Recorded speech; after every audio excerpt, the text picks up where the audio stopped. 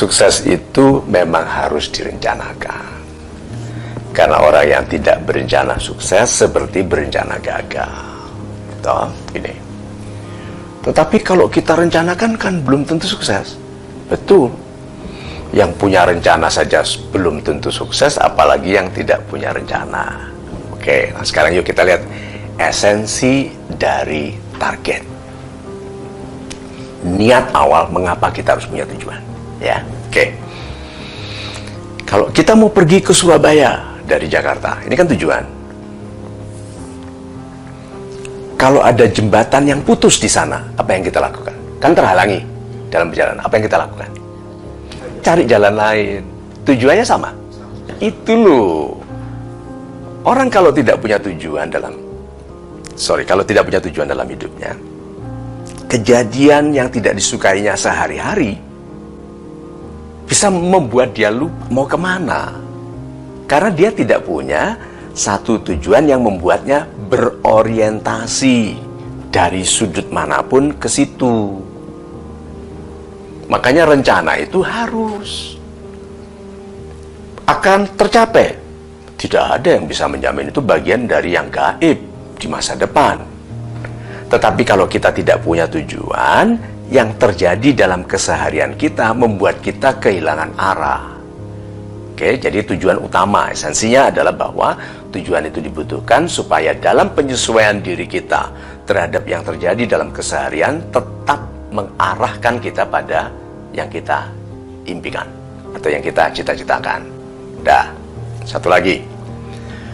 Orang yang punya tujuan lebih hemat menggunakan apapun karena tidak ke sana dulu, karena dia jelas ke sana.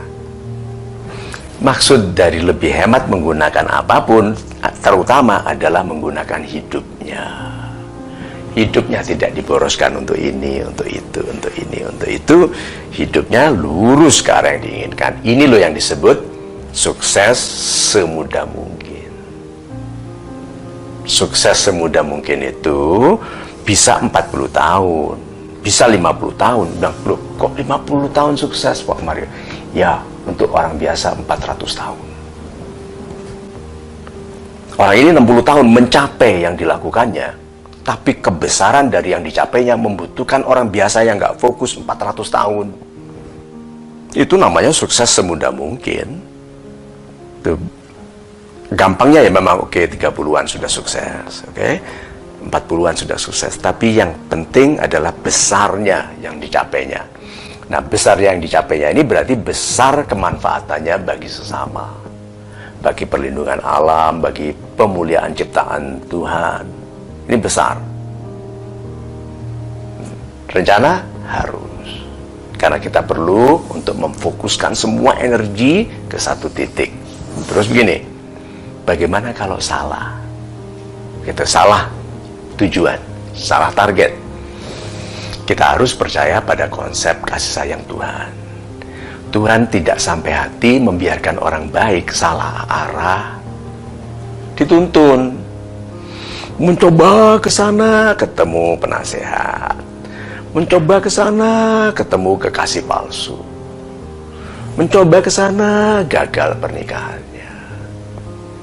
Itu sehingga bilang, oh iya ya, seharusnya aku ke sana. Ternyata dia lihat, oh my God, ini mungkin yang dikatakan orang bahwa kadang-kadang sukses itu comes from the misstep. Kadang-kadang sukses itu terjadi karena salah langkah ke arah yang tepat.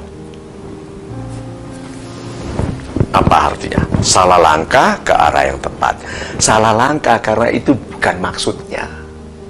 Ke arah yang tepat, arah yang dimaksudkan Tuhan baginya.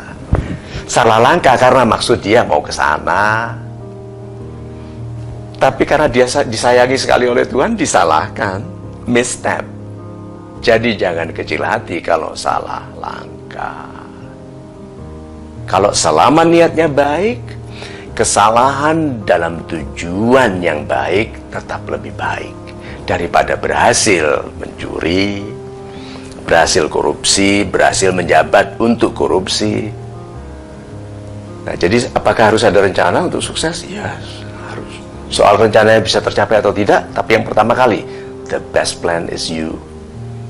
Kan you are your best plan. Jadi rencananya apa? Aku bergantung pada diriku.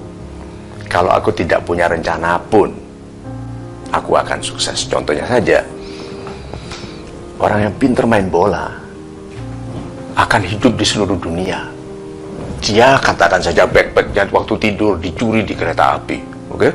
Paspor hilang, baju hanya tinggal baju yang dipakainya, uang nggak ada. Dia kelaparan jalan di kampung, di negara yang tidak dikenalnya, tidak ditahunya, bahasa nggak kenal. Dia lihat sekelompok anak muda main bola, berarti lihat di lapangan.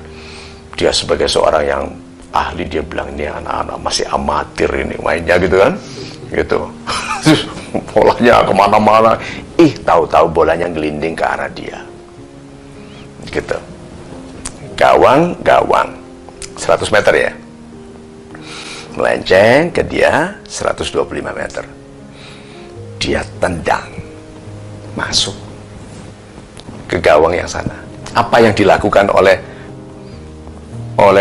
22 orang ini plus coachnya plus semua penggembira, apa yang dilakukan? Nah, tendang mas, waktu tendang dia udah jalan, kan dia mau cari kedutaan. Waktu tendang itu yang nggak lihat lagi jalan, masuk, apa yang dilakukan?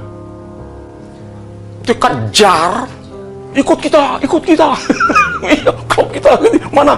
Ikut Persema aja, gitu. Gitu, enggak, Persib aja, gitu kan? Nah itu loh, diperebutkan kan? Dia bilang, no language, I cannot speak your language. It's okay, money, you know money. Gitu dia, dolar, money. Itu loh.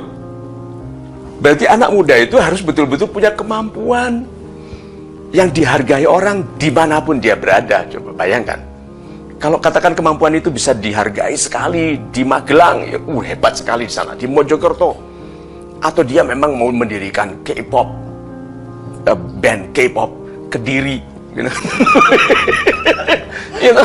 Itu bisa.